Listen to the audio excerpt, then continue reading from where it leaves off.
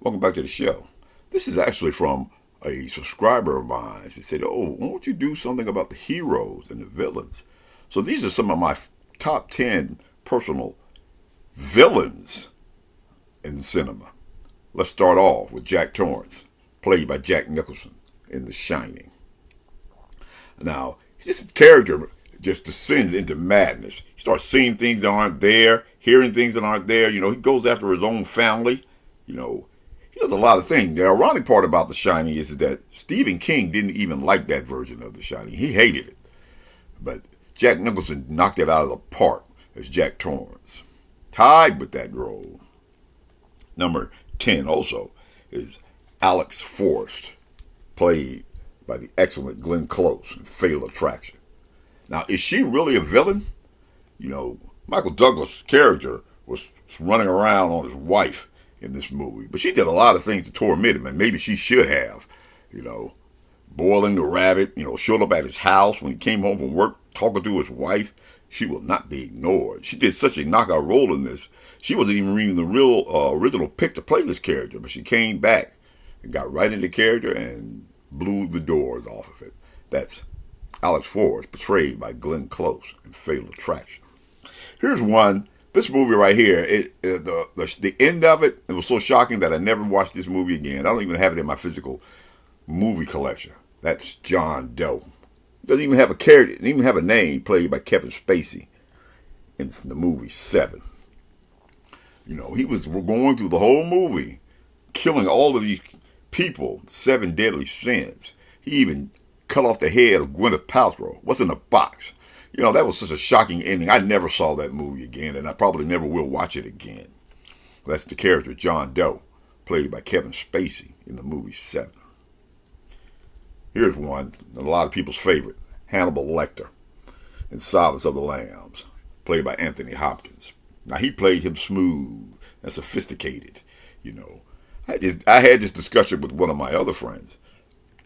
I said he really wasn't a villain. I said he was a cannibal. He's a villain. But he played him so smooth and sophisticated that he fooled a lot of the police. That's Hannibal Lecter, played by Anthony Hopkins. At number 7 is Amon Goth, played by Ralph Fiennes in Schindler's List. Now, this guy was a sadistic beast. He was the commandant over the Nazi concentration camp. Now, Oscar Schindler went up to him and tried to talk to him about mercy, and that was the real power. He did it for one day. Then he came back out on the tower with his rifle and started shooting all the Jews in the Nazi concentration camp. This guy was a sadistic beast. And who didn't cheer when he got his at the end of the movie? That's Amon Goth, played by Ralph Fiennes. Here's a classic. Norman Bates in Psycho, played by Anthony Perkins. Now, he was mentally disturbed, yes, but he did a lot of things in that movie. Who knew that he was mother all along? It was shocking. He killed Janet Leigh right at the first 15 minutes of the movie, which was shocking at that time. I mean, she was all on the covers of the posters and everything, and he killed her in the first 20 minutes. When you think of Anthony Perkins, you think of Norman Bates. Norman Bates is the original serial killer. That's Norman Bates, portrayed by Anthony Perkins. At number 5, Emperor Palpatine, played by Ian McDiarmid from Star Wars movies. Now, what makes him so evil is that he manipulated everybody. The Jedi, the Empire, they didn't even know who he was. He was the Phantom Menace. He manipulated Darth Vader. I know you're thinking, why isn't Darth Vader on this list so far? Darth Vader was manipulated by Emperor Palpatine, and so was everyone else. He was just straight up evil. At number 4, here's another one. Couldn't stand this character either. Nurse Ratched, played by Louise Fletcher, and One Flew Over the Cuckoo's Nest. Now, she was another sadistic beast, too. She was manipulating all the mentally disabled, mentally disturbed people in the psychiatric ward over food, their medicine. She even gave Jack Nicholson an electric shock at the end of the movie. And they just looked away. They didn't even do anything about her. I couldn't stand her either. I saw that movie the first time. I never watched that movie again. At number 3 is Anton Shuridge, I hope I'm pronouncing that right, played by Javier Bardem. Now, this guy was a hitman, yes, in No Country for Old Men. But he went through the whole movie, killing everybody. Everybody. I mean, just left and right. Through the whole, whatever, 3 hours or however long that movie is, he just killed everybody. And because of that yellow chicken, Tommy Lee Jones didn't do anything. He got away with the whole thing, you know. But it was an excellent portrayal by Javier, though. I'll give him that. At number 2, one of my personal favorites, Hans Gruber, played by the excellent Alan Rickman in the Die Hard, the original Die Hard movie. He played him, another one. He played him so smooth and everything, you almost was rooting for him to get away.